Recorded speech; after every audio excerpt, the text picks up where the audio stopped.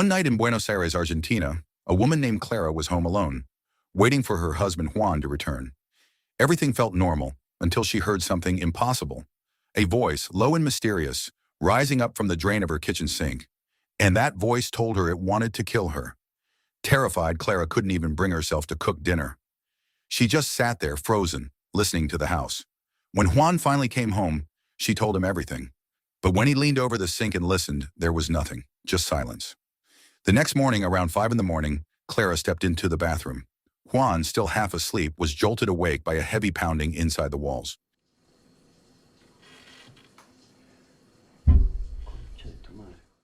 He figured it was their neighbor, Walter, a man who had a habit of renovating his house at the worst possible hours. So Juan banged right back, hard, hoping it would stop. It didn't. Furious, he marched over to Walter's place and rang the bell again and again. Nobody answered. So he came home, and that's when it hit him. The pounding wasn't coming from next door at all. It was coming from his own bathroom. He could hear the shower running. He pushed the door open, and what he found stopped his heart. Clara was dead, floating in the air, her body slamming into the wall over and over in a way that made no earthly sense. This is Terrified. After that horror, 3 paranormal experts came to see Juan. Their names were Jano, Mora, and her colleague Rosenstock. They believed him. They knew he hadn't killed his wife. They even showed him photographs of an almost identical case from 1998 in America. And in return, Juan told them something strange. For the past 2 weeks, his neighbor Walter had been renovating at impossible hours, sometimes deep in the dead of night when the whole street was asleep. And here the story rewinds. We go back a few weeks before Clara's death, and now we follow Walter. Walter had been visiting paranormal experts of his own, and they kept pointing him toward one name, Mora. He got the number for her office and called right away, desperate to explain the strange things happening in his home. But her assistant told him she was busy and to try again the next day. That night, while Walter slept, something woke him. His bed was sliding across the floor on its own.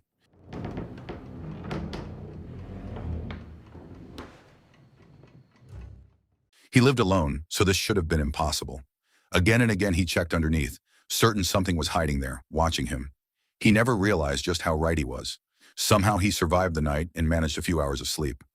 But when morning came, he found his home torn apart, his belongings thrown everywhere. At work, he called Mora again. Still no luck. The assistant said Mora wouldn't take a case without proof. So Walter decided he would get proof. He'd set up cameras and record whatever was tormenting him. But that evening, his neighbor Juan confronted him, angry about the cracks spreading across their shared wall and the noise that kept him up at night. Walter gave the same tired excuse. Renovations. Of course, the truth was far worse. That night, Walter aimed his camera straight at the bed. Then the lights died. The tripod toppled over, and on the recording, a tall, twisted figure stood beside his bed before slipping into the closet. Walter grabbed a gun. The living room lights shattered. The camera cut out. When he finally worked up the courage to fling open the closet, it was empty. But when he played back the footage, his blood ran cold. The creature was there, emerging from inside.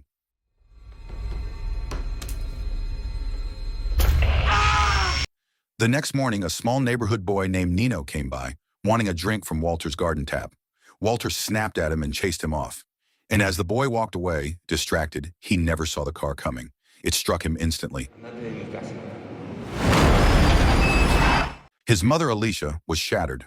The neighbors gathered for the funeral. But 4 days later, things took an even darker turn. Alicia's ex-boyfriend, a police officer named Funes, reached out to Jano, who had once worked in forensics. Because that night, Alicia had found muddy footprints leading from outside straight into her home. The reason Funes needed Jano was almost unspeakable. Nino's body had appeared at the dining table. Jano examined the boy's hands. The fingers were torn and ruined, and he became certain of something horrifying. Nino had clawed his way out of the grave over several days and walked himself home. To keep this from spiraling out of control, Jano insisted the boy be buried again, fast. No legal system could ever process something like this. If word got out, Alicia might be locked away in a psychiatric ward for years, accused of digging up her own son. So before heading to the cemetery, Jano asked Funes to give Alicia a sleeping pill, so she wouldn't see them carry her boy away. The following day, Jano spotted Mora outside, photographing Walter's house. Walter didn't seem to be home, Yet strangely, someone had answered when she rang the bell. Jono recognized her at once. Maura was a famous spiritual doctor, and he'd attended several of her seminars on the supernatural. He brought her inside to see Nino, still sitting at the table. After years of cases like this, Maura barely flinched. She explained she'd come to Walter's house after receiving disturbing photographs of the strange events unfolding inside. But while they talked, another little boy, a friend of Nino's named Hugo, wandered into Alicia's yard to grab a toy that had landed there. And right then, Nino's head turned, slowly, toward the window. Hugo screamed and bolted. Hearing him, Maura and Jono quickly moved the body into a chest freezer, weighing the lid down with a heavy plant pot so it couldn't crawl out. What they didn't know was that Hugo had been recording the whole thing. Later, Funes had Jono unplug the freezer, and they could hear something stirring inside. So they took the body away, freezer and all, and buried it again, this time sealing it in concrete so Nino could never escape. And now the story returns to where it began. When Juan met with Jono, Maura, and Rosenstock, the three of them asked his permission to stay in his home for a few days so they could investigate what was really happening in this small cluster of houses. 3 impossible events, all within a stone's throw of each other. Juan agreed. Maura would stay with him, Jono would stay at Alicia's house, and Rosenstock would take Walter's place alongside Funes. As an active officer, Funes would oversee everything. But Juan mentioned something odd. He hadn't seen Walter in a very long time. Inside Walter's empty house, Rosenstock found strange markings scrawled across the walls, visible only under ultraviolet light. And there was still no sign of Walter anywhere. Maura told Funes to leave the power off since the electric bill hadn't been paid anyway. In the dark, she explained, it would be far easier to observe the supernatural activity. Rosenstock made it clear their goal was simple: gather evidence about everything that had happened. And so each expert set up their instruments in their assigned house. Then Jono got a phone call from a stranger asking where Alicia was. He answered that she was staying at her sister's place for a few weeks. But the moment he gave out the address, the line went dead. He also found a voicemail on Alicia's phone, left by Hugo's mother, demanding to know what that video of her son meant, the one where Maura and Jono hid Nino in the freezer. Meanwhile, Maura's instruments at Juan's house began to move on their own. Over at Walter's, Rosenstock and Funes discovered cutlery hanging beneath a cabinet, as if pulled by some powerful magnet inside.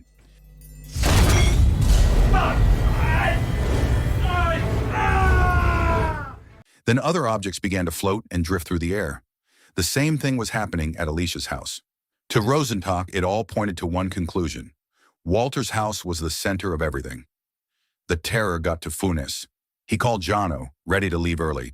But Jono noticed something wrong. He could see someone using the phone in the front room, even though Funes was supposed to be in the kitchen. And then a horrifying figure appeared at the window.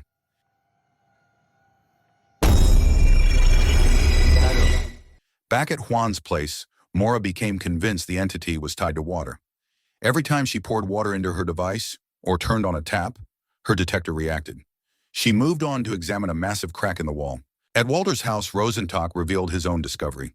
The tall creature beneath the bed could only be seen from a certain angle, and suddenly it revealed itself, rising from under the bed in all its nightmarish form.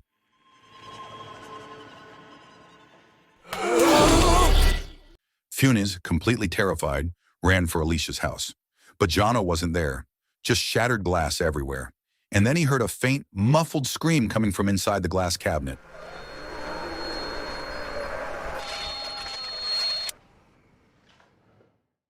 It was Jono. He had become the first victim. Trapped inside, his body twisted into something that no longer looked human. From the front, the cabinet appeared empty. Funes only found him by breaking through the wood from the side.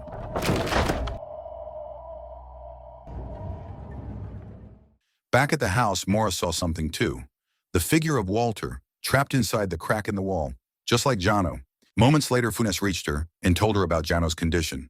But unbelievably, Maura suggested it might all be an illusion. She tried to reach Rosenstock to call off the investigation, but he never answered.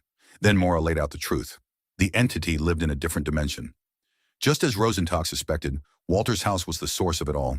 There was a tear between dimensions, a rift that let creatures from another world cross into ours.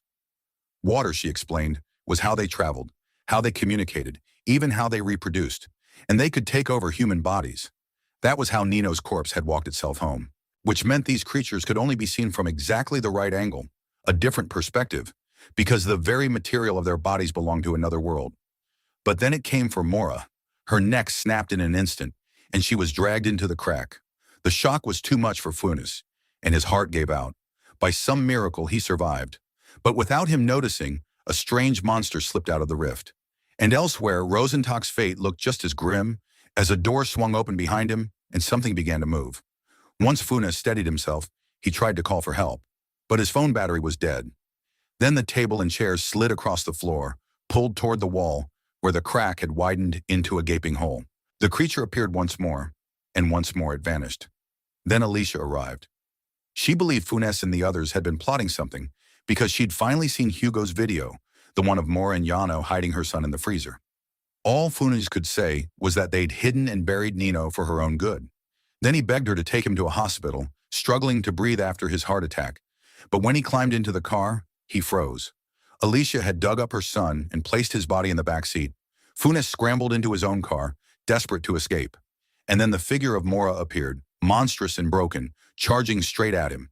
He slammed on the gas and didn't stop until he reached a quiet, empty stretch of road, just to catch his breath. A while later, a fellow officer called. Alicia had shown up at the police station, demanding to see Funes. And since he hadn't responded all this time, his colleague was now standing right outside Alicia's house. Funes didn't explain. He just told the man to leave immediately for his own safety. But the officer mentioned something chilling. He'd seen Jano behaving strangely, which meant Jano was already under the creature's control. To finally end all of it, Funes made a desperate choice. He would go back to that cursed cluster of houses and burn them all to the ground. Alicia's home, Juan's home, Walter's home, and he would get Alicia out and take her somewhere safe. But as he poured gasoline through Alicia's house, he was horrified by what he found. Alicia had done the unthinkable, most likely driven to it by the entity. Funes could only let out a heavy breath and keep pouring. Outside, he flicked his lighter. It kept going out, again and again, because Jano had been there all along, blowing it out, his body a grotesque horror. Terrified, Funes opened fire, shooting him again and again. 1 year after that night, Juan was being interrogated. The police wanted to know if he'd ever been visited by Jano, Mora, and Rosentock, because to this day, all three had never been found. Juan explained that the three experts had once shown him evidence about how his wife Clara had died and asked him to sign a consent form. They asked about Funes, too. Juan said the last time he saw him was at Nino's funeral, standing beside Alicia. The police told him that Funes was suspected of burning down all three houses. He was still a fugitive, and they believed he was tied to Clara's death as well.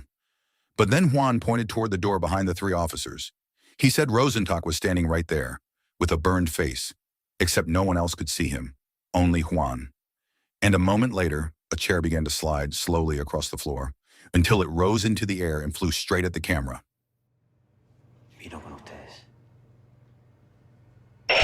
And there, the film ends. So the moral of the story is, if your sink starts threatening you, don't ignore it. Just move out and let the ghost pay the mortgage.